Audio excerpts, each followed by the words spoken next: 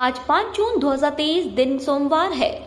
Welcome back सुप्रभात news MP. चलिए देखते हैं मध्य प्रदेश की छोटी एवं बड़ी खबरों को। 7 जून तक स्वीकृति पत्रों का वितरण, 8 जून को विशेष ग्राम सभाएं, 10 जून को खाते में आएंगे 1000। मुख्यमंत्री लाडली बहना योजना के लाभार्थियों के लिए अच्छी खबर है। 10 जून को संस्कारधानी से योजना की राशि का अंतरण किया जाएगा। सीएम शिवराज सिंह चौहान ने कहा है कि मुख्यमंत्री लाडली बहना योजना में 10 जून को राज्य स्तरीय कार्यक्रम पूरी गरिमा के साथ हो। इस दिन बहनों के खातों में सिंगल क्लिक से 1,000 रुपए की राशि अंतरित की जाएगी। यह बहनों का जीवन बदलने वाली योजना है। योजना का शुभारंभ संस्कारधानी जबलपुर से होगा। मुख्यमंत्री निवास कार्यालय स्थित समत्व भवन में मुख्यमंत्री लाडली बहना योजना की समीक्षा कर रहे सीएम शिवराज सिंह चौहान ने कहा कि योजना में 1,25,06,186 आवेदन प्राप्त हुए हैं। कर्मचारियों के लिए अच्छी खबर, जल्द मिलेगा प्रमोशन का लाभ। प्रदेश में इस साल के अंत में विधानसभा चुनाव होने इससे पहले कर्मचारियों को साधने के लिए सरकार द्वारा बड़ी तैयारी की जा सकती है।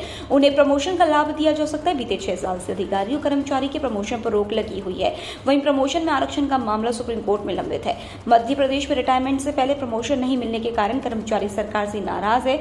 ऐसे में इस साल अंत में होने वाले विधानसभा चुनावों पर सरकार को इसका असर न पड़े, इसके लिए प्रमोशन में आरक्षण नियम 2022 लागू करने की तैयारी की जा रही। माना जा रहा है कि सरकार अधिकारी कर्मचारियों के प्रमोशन के लिए इस तैयारी के साथ आगे बढ़ सकती है। मध्य प्रदेश में 2.5 लाख कर्मचारी कराएंगे विधानसभा चुनाव। सितंबर में होगा प्रशिक्षण। नवंबर में होने वाले मध्य प्रदेश विधानसभा के चुनाव के लिए 2.5 लाख अधिकारी कर्मचारी लगेंगे। इन्हें मतदान केंद्रों पर तैनात किया जाएगा। मुख्य निर्वाचन पदाधिकारी कार्यालय ने जिला प्रशासन से कहा है कि वे अधिकारियों और कर्मचारियों को चिन्हित करें। इन्हें मतदान प्रक्रिया से जुड़ी जानकारी देने के लिए सितंबर में प्रशिक्षण दिलाया जाएगा, जो राज्य और जिला स्तरीय होगा। मध्य प्रदेश में अभी 64,100 मतदान केंद्र है। मतदाता सूची के विशेष पुनरीक्षण अभियान में मतदान केंद्रों के सत्यापन की प्रक्रिया भी होगी। इसमें यह देखा जाएगा कि किसी मतदान केंद्र पर 2000 से ज्यादा मतदाता तो नहीं है, या मतदाताओं को मतदान के लिए 2 किलोमीटर से अधिक दूर तो नहीं जाना पड़ेगा। मुख्यमंत्री सीखो कमाओ योजना पर अपडेट। 7 जून से पंजीयन, 15 जुलाई से प्लेसमेंट। मुख्यमंत्री सीखो कमाओ योजना पर ताजा अपडेट है। योजना के लिए 7 जून से संस्थानों और 15 जून से युवाओं का पंजीयन प्रारंभ होगा। वहीं 15 जुलाई से प्लेसमेंट शुरू होंगे। राज्य शासन और प्रशिक्षण देने वाली संस्थाओं के बीच 31 जुलाई को अनुबंध होगा। युवाओं को प्रशिक्षण देने की शुरुआत 1 अगस्त से होगी। इस योजना के तहत युवाओं को उद्योगों के साथ सेवा क्षेत्र में कौशल प्रशिक्षण के साथ शिष्यवृत्ति और कौशल प्रशिक्षण के लिए कंपनियों और सर्विस सेक्टर्स को जोड़ा जाएगा।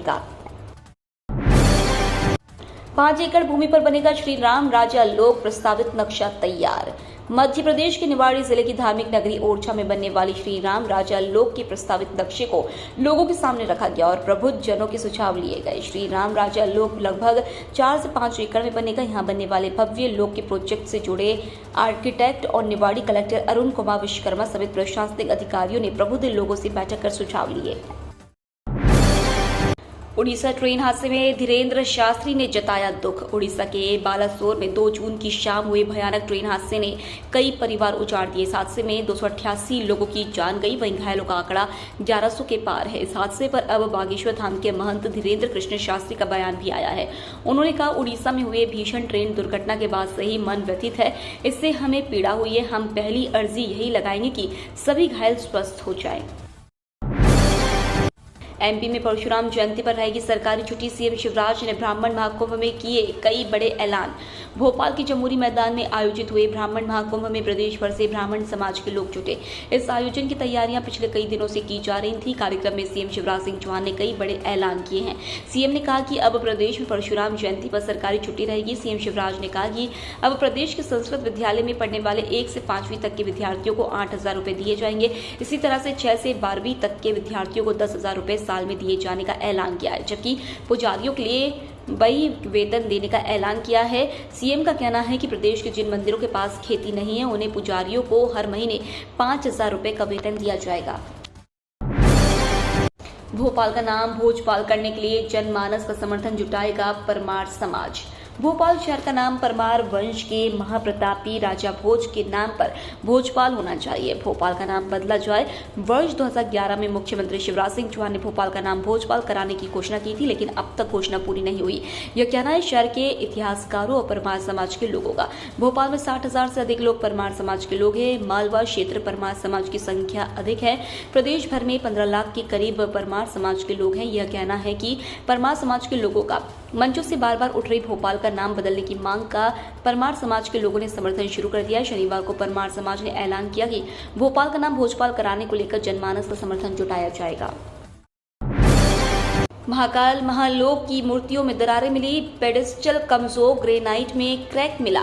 श्री महाकाल महालोक में गत रविवार को आंधी से सप्त ऋषि की 7 में से 6 मूर्तियां गिरने के मामले की जांच करने के लिए शनिवार को भोपाल से लोकायुक्त की टीम उज्जैन आई। अधिकारियों के दल महालोक का बारीकी से निरीक्षण किया, मूर्तियां देखी। जहां सप्त ऋषियों की मूर्तियां लगी थी वहां भी गए। कमल की आकृति में बनाए गए पेडेस्टल पर चढ़कर अधिकारियों ने यह पता लगाने की कोशिश की कि आखिर मूर्तियां गिरी क्यों थी। इसके अलावा अन्य मूर्तियों की ऊंचाई इंच टेप से नापी। टीम को कई मूर्तियों में दरारें व रंग खराब मिले। नई मूर्तियां बनाने को लेकर ठेकेदार ने कहा 2 सप्ताह में मूर्तियां तैयार कर दी जाएंगी। नारी सम्मान को लेकर भिड़ी बीजेपी कांग्रेस, लगाया आरोप, कमलनाथ ने चुराया बीजेपी का प्लान।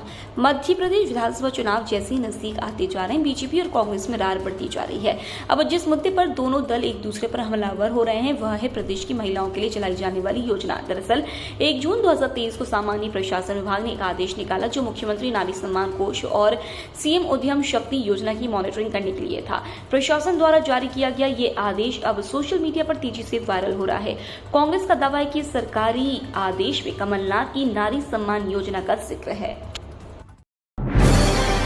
एक ही वेबसाइट से बुक किए जा सकेंगे देश भर के पार्कों के लिए टिकट। मध्य प्रदेश का कान्हा, पेंच, बांधवगढ़ टाइगर रिजर्व हो या फिर उत्तराखंड, महाराष्ट्र, कर्नाटक का कोई संरक्षित क्षेत्र, इनके टिकट बुक कराने के लिए पर्यटकों को अलग अलग वेबसाइटों पर जाने की आवश्यकता नहीं रहेगी। राष्ट्रीय बाघ संरक्षण प्राधिकरण देश के सभी संरक्षित क्षेत्रों में सफारी और पर्यटन के लिए एकीकृत बुकिंग सुविधा उपलब्ध कराने के लिए वेबसाइट बनवा रहा है। यह अक्टूबर में शुरू होने की उम्मीद है। हाल ही में भोपाल में आयोजित NTCA की बैठक में इस पर सहमति बनी है।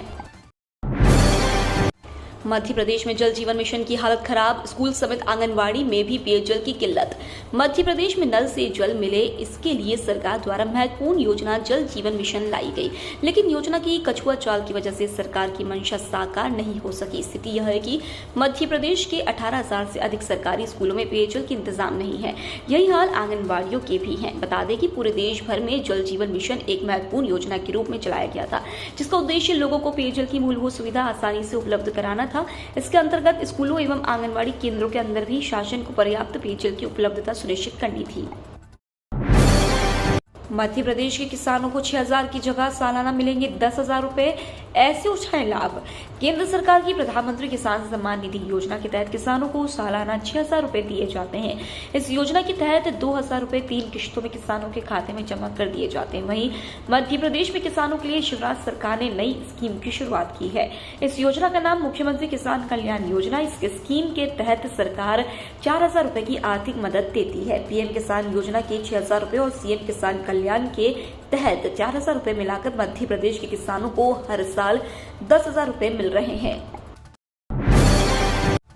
मध्य प्रदेश में मुख्यमंत्री के चेहरे पर कांग्रेस में फिर तनातनी। मध्य प्रदेश में विधानसभा चुनाव की दहलीज पर खड़ा है। ऐसे में विधानसभा में नेता प्रतिपक्ष डॉक्टर गोविंद सिंह ने कांग्रेस में मुख्यमंत्री के चेहरे को लेकर फिर से बहस छेड़ दी है। उन्होंने बयान दिया है कि चुनाव से पहले हम मुख्यमंत्री का चेहरा तय नहीं कर सकते, जो भी होगा चुनाव परिणाम आने के बाद विधायक दल तय करेगा। इस पर कांग्रेस के वरिष्ठ नेता सज्जन सिंह वर्मा ने तीखी प्रतिक्रिया दी है। उन्होंने कहा कि डॉक्टर सिंह बार बार भूल जाते हैं कि उन्हें विधायकों ने नेता प्रतिपक्ष नहीं चुना, वरिष्ठ है इसलिए हमने स्वीकार कर लिया। उम्मीदवारों के लिए अपडेट, हजारों पदों पर होगी भर्ती। आयोग ने जारी की ये अहम सूचना, 8 जून से पहले करें अप्लाई। कर्मचारी चयन आयोग के उम्मीदवारों के लिए महत्वपूर्ण खबर है। एसएससी के कंबाइंड हायर सेकेंडरी लेवल भर्ती परीक्षा पर ताजा अपडेट है। आयोग ने एक अहम सूचना जारी कर आवेदन करने वाले उम्मीदवारों से अंतिम तिथि से पहले अपना आवेदन पत्र जमा करने की सलाह दी है। आवेदन की लास्ट डेट 8 जून है और इसके तहत करीब 4,522 पदों पर भर्ती की जाएगी। अगस्त 2023 में एसएससी CHSL 2023 परीक्षा का आयोजन किया जाएगा। यह एग्जाम कंप्यूटर आधारित परीक्षण मोड में होगा।